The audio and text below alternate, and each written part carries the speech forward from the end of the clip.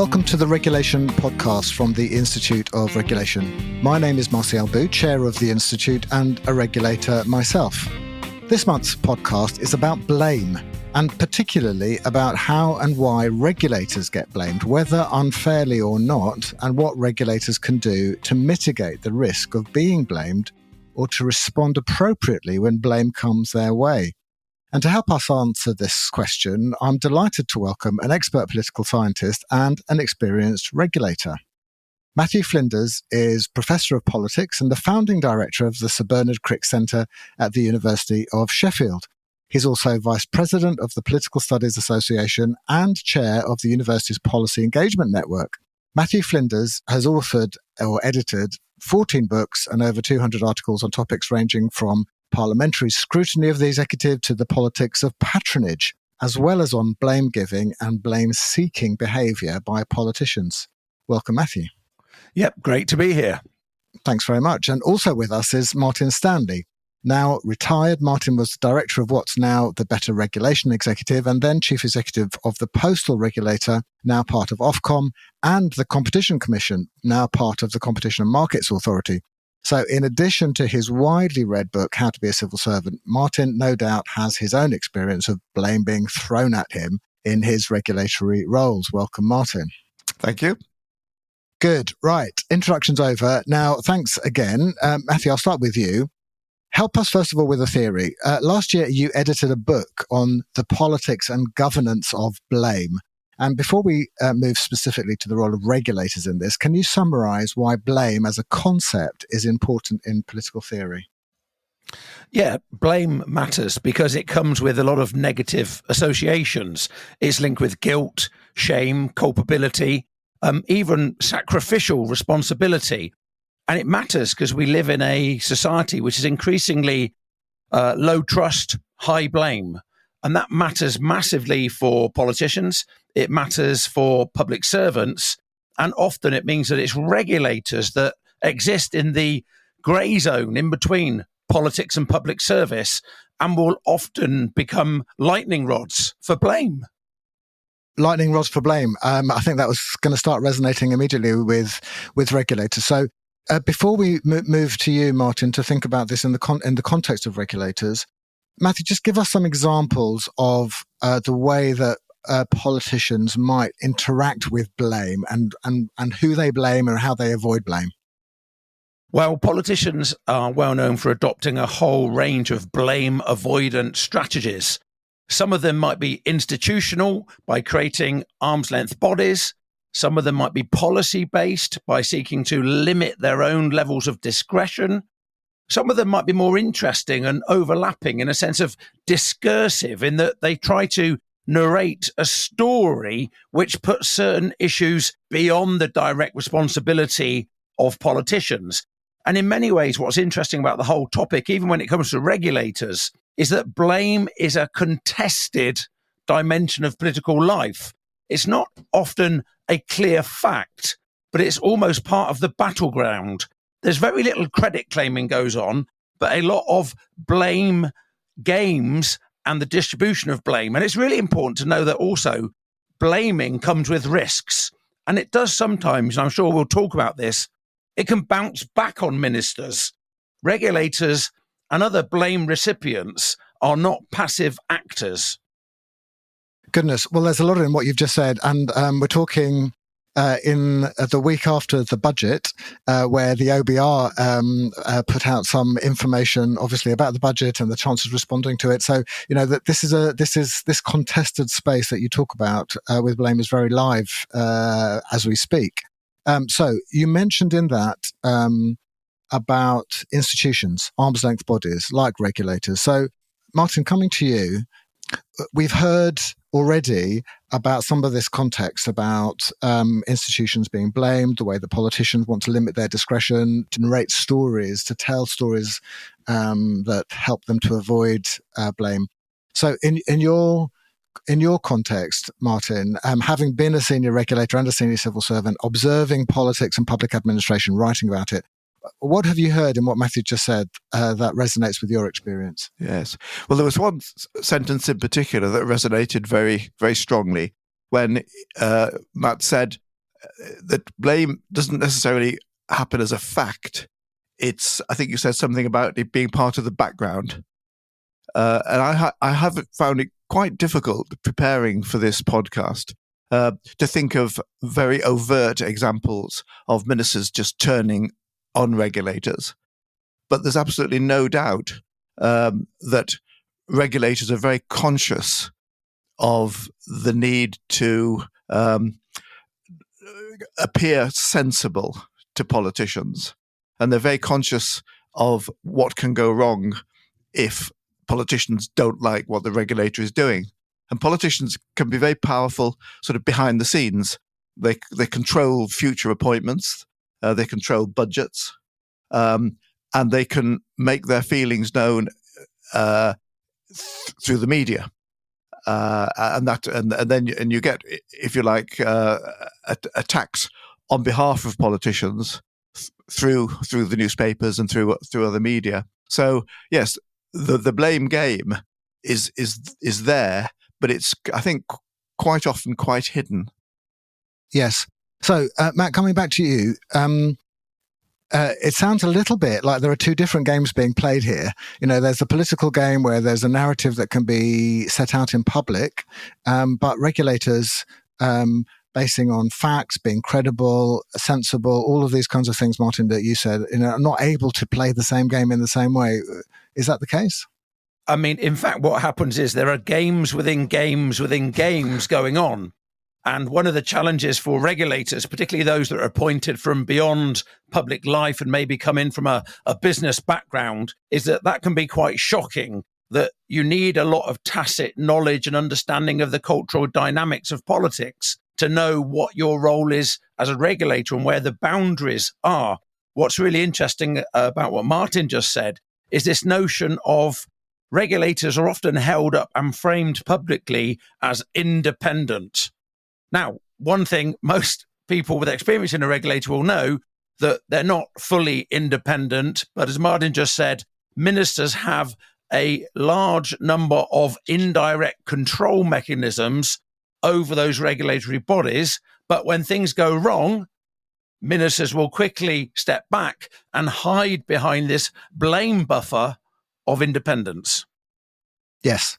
So it's both independence and accountability. Obviously, regulators need to be accountable politically. But at times you're saying that it's convenient for the politician to say that the regulator is independent so that they can take responsibility for a decision that's not liked. Of course. I mean, what's really interesting is there is a massive difference very often between good politics and good policy. And the benefit of regulators is that sometimes they allow good policy to triumph, where politicians would have been very hard pushed to do something because of the often irrational incentives framework within which they exist. Also, it's really interesting thinking about regulators coming into that role. You've got to remember, most ministers have very little knowledge about their specialist area. So regulators often bring a huge amount of vital expertise to political life. And that is great for ministers, but it can often be seen sometimes, I think, as quite threatening for ministers, that the information asymmetries really are weighted towards the regulator rather than particularly the new minister. Yeah, Martin. Yeah, I want to pick up one thing that Matt said and basically agree with it. That there's a big difference between regulators who have a background in Whitehall, or no politics and no politicians, and regulators that come in from outside. As Matt says, the latter often find it very difficult to navigate this space. The former, I fear, tend to bow too quickly to what they think might be political imperatives. And sort of one sort of classic example, I think, would be a good time ago now, but before the 2008 financial crisis, ministers and indeed opposition politicians went on at some length about how they wanted light touch financial regulation. And the regulator responded by saying, yeah, we're dead keen on light touch, we're as light touch as we possibly can be. And it was only a matter of weeks or months later that the whole thing collapsed.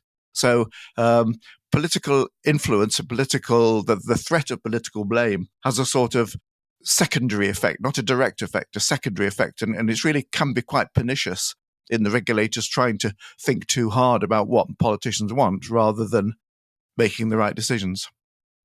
Yes, and this is very interesting territory, because the distinction that you drew earlier there, Matt, between what's good policy and what's good politics, I think is something that plays out in different regulatory domains. And Martin, you've just given one example of that. So obviously trying to avoid blame by going with the wind of the politics may not be good policy, and then obviously if you stick to your guns on the policy, then you may incur the wrath, the blame of the politician. So it's the kind of lose-lose, isn't it, Matt? Well, it is a in a sense, we don't want to be too pessimistic here. I mean, I think what it actually focuses attention on is the one key dimension of regulatory life at the top is about relationships.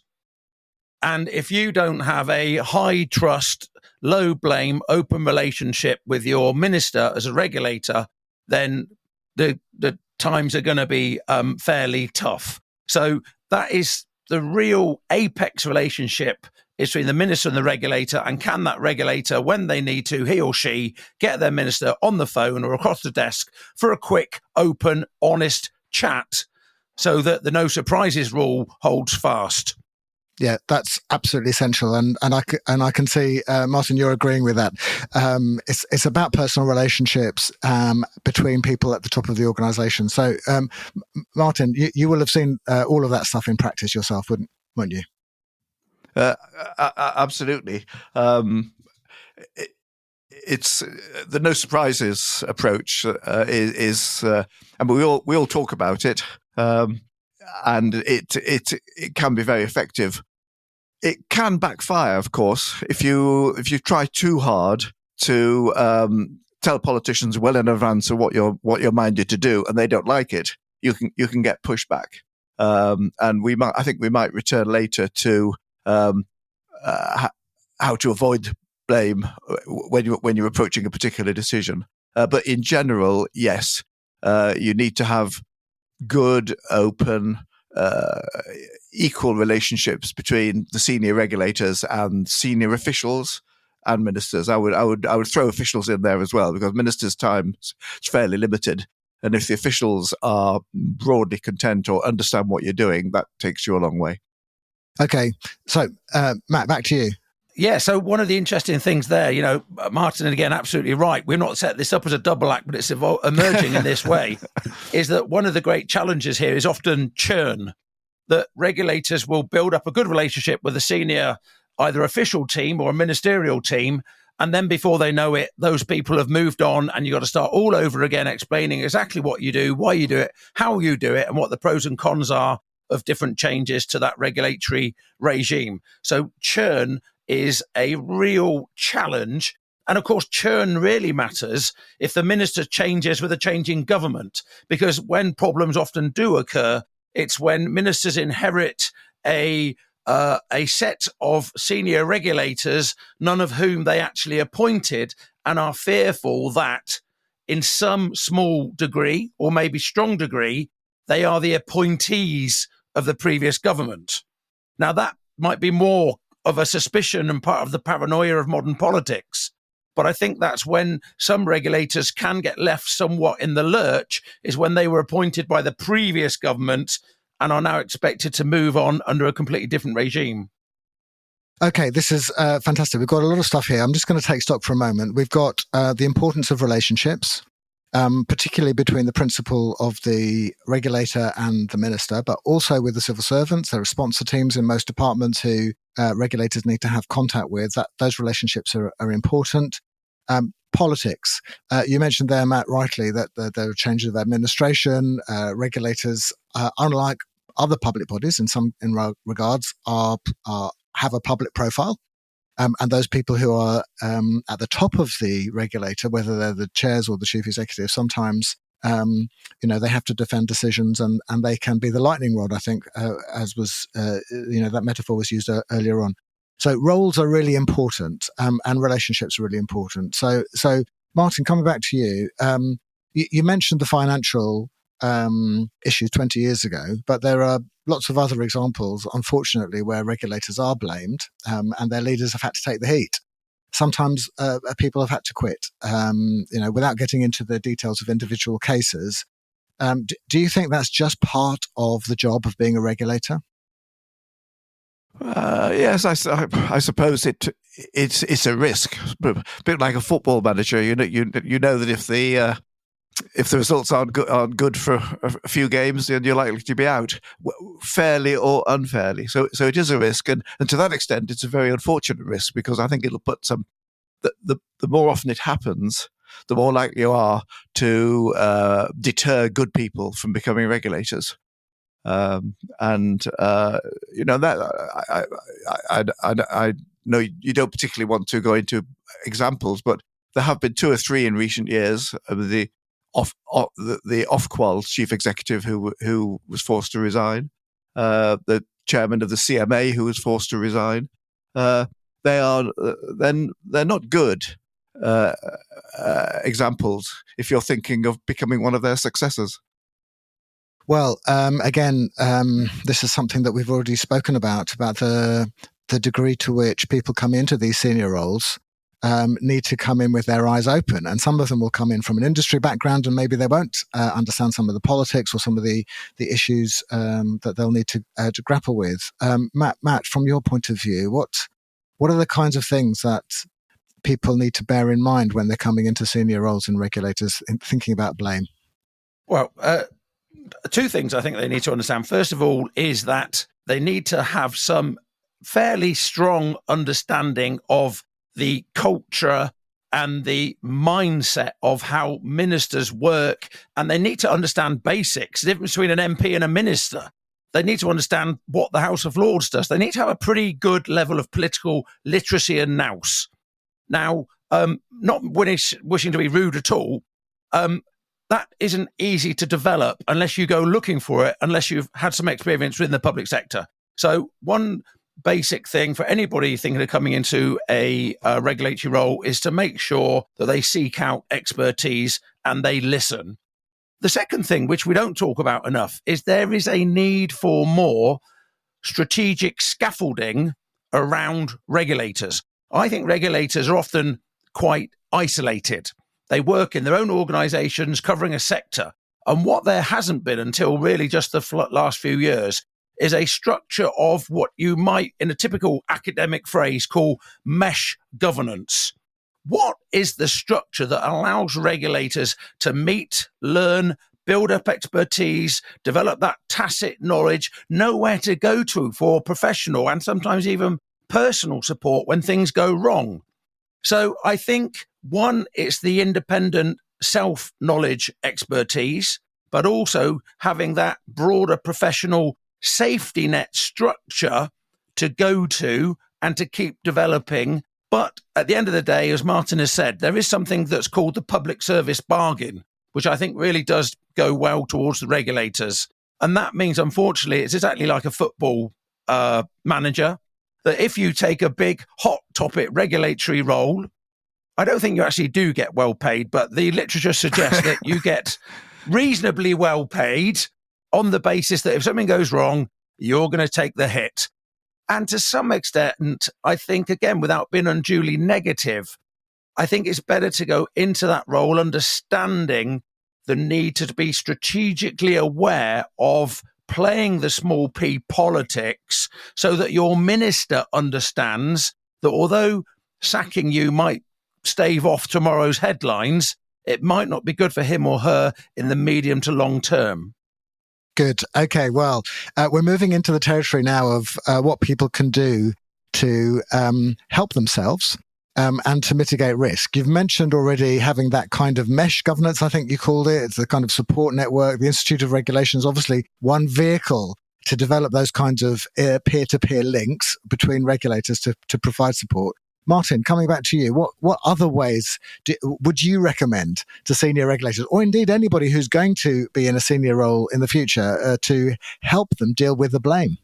Okay. I think answering that question and picking up what Matt said a moment ago, at least one of the senior regulators in a team has to be good with the media.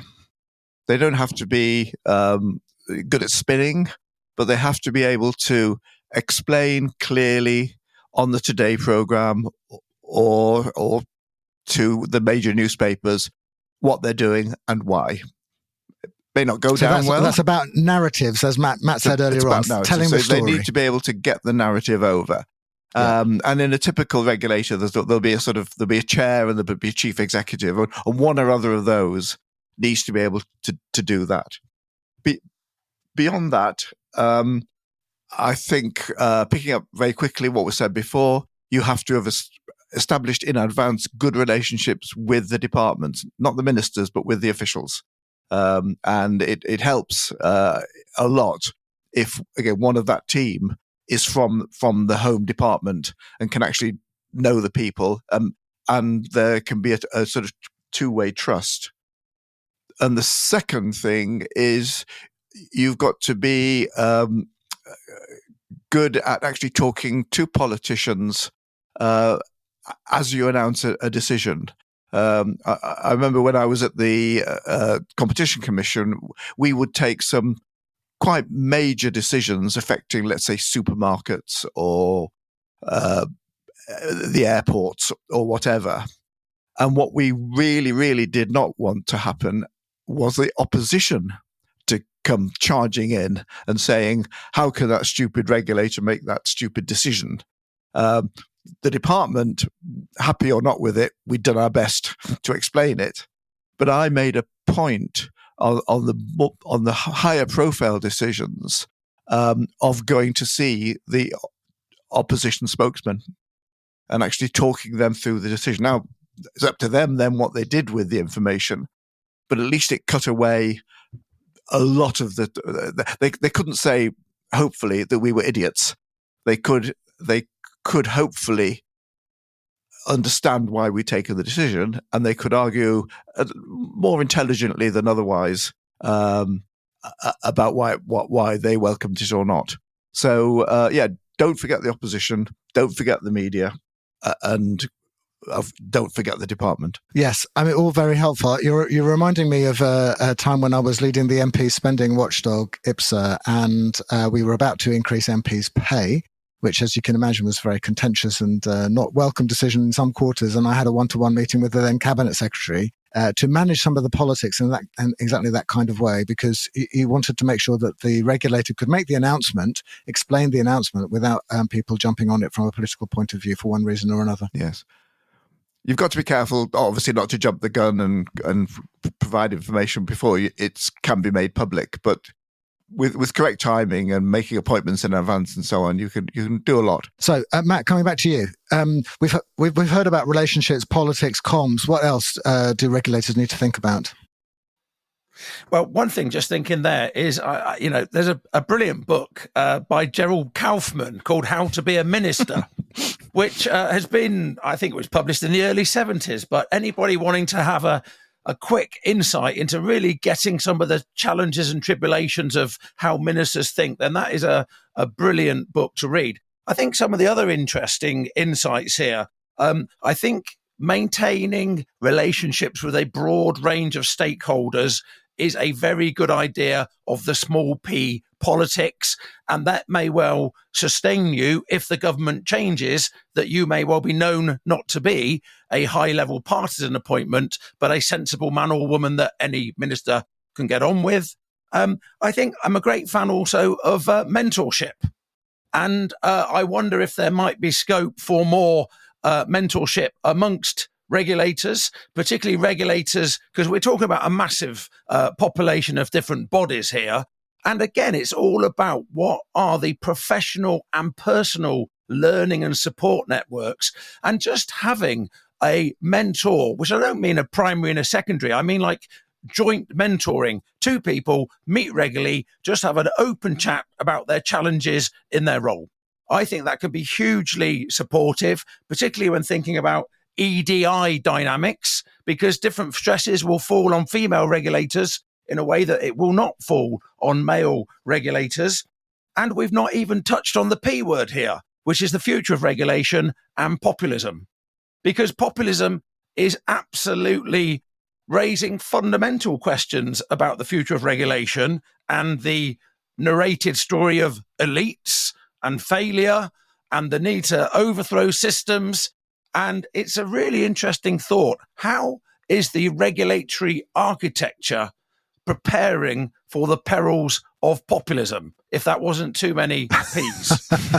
I think I have to say populism and regulation is a whole other podcast. So that's fascinating topics. But what you've highlighted there, Matt, in addition to regulators building relationships, understanding politics, communicating well, is having mentors, having peer groups. I think, you've mentioned that.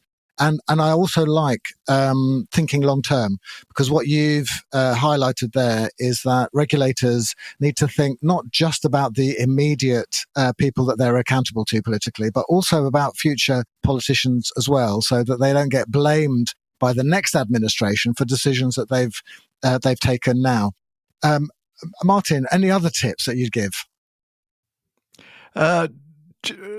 Not particularly. I think we've covered it fairly well. But in terms of dealing with other stakeholders, like the companies that are affected by your decisions or the institutions affected by your decisions, again, lots of pre-preparation, lots of networking, to in the absence of a better word. But if necessary, be prepared to bite back. Be prepared to argue very openly when they are being stupid, which they sometimes are. The attacks can just be quite wrong. And when they are totally wrong, when they're putting out false information and false arguments, you've got to be prepared to say so. That's important, because blame doesn't just come from politicians. We've talked obviously mostly about that, but comes from the people that you regulate as well as from the media, members of the public. Matt? Yeah. Well, there have been some very interesting examples of regulators engaging in what we would call blame boomerangs, where the minister has tried to deflect blame and the regulator has said, "Not here, mate, not so easy," and usually that involves either the regulator saying, well, we're working within the minister's legal framework, so we, don't blame us, or, and I think this is a really important one, our resources have been cut back massively. And if you want to deliver what you're saying, then we need the efficient resources to do it. I do think, though, the notion of biting back is very interesting, and again goes to the politics. You can bite back politely, internally, hopefully informally with a minister over a cup of coffee, to say, you need to understand the machinery of government and governance, which involves regulators. Because to be honest, most ministers haven't got a clue about the machinery of government beyond their office. They just expect it to happen. And then there is the bigger bite back, which is you go public. Now, once you start fighting back in public, usually the game is over. And again, it's just to make sure that regulators understand that, if they go on the Today programme and bite back, and they might think they're being completely rational, and in a business world or in an academic world, that would be fine. In the political world, it's not. It's all just finished in one quick phrase on the Today programme. So bite back internally, hard, evidence-based, and often what you want, and these are the best ministers, are ministers that are willing to learn and want to learn.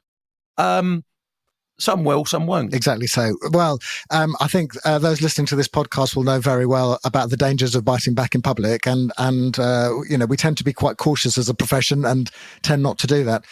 Right, we're in closing minute or two. Martin, so any final reflections on this conversation and advice that you'd give people listening? I think if we take a long-term perspective, it's just worth bearing in mind that a lot of regulators that were, as Matt mentioned, set up to be independent or were thought to be independent, are these days really very closely intertwined with their departments.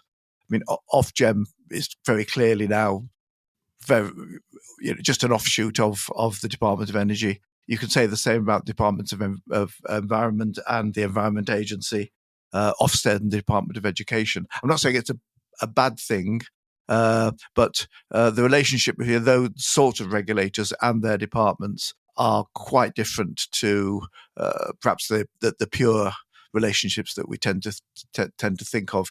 Yeah, and it is complicated because obviously we are accountable, and that is important. But obviously we do want to make operational decisions that are independent and evidence-based. So, it is a complicated relationship. Matt, any final reflections from you? Yeah, I think Martin's right. One thing that's happened in recent years is that in the arm's length relationship, someone described it to me recently as being more like a finger now than an arm. And I think that does raise very important issues that nobody's really talking about what good governance means and how the regulatory state has changed. It raises issues about should a reformed government ever take over the number 10.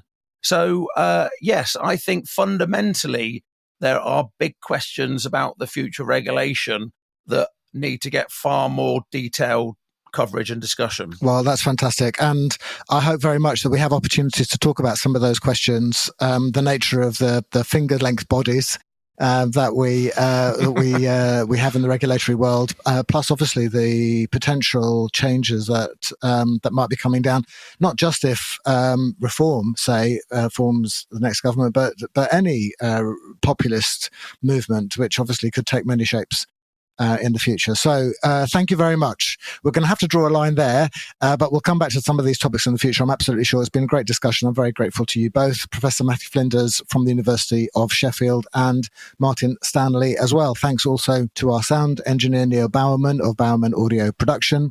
And I hope that those of you listening have found this a discussion as interesting as I have. Do let your colleagues know about it and tune into future episodes where we will discuss other issues of interest to regulators.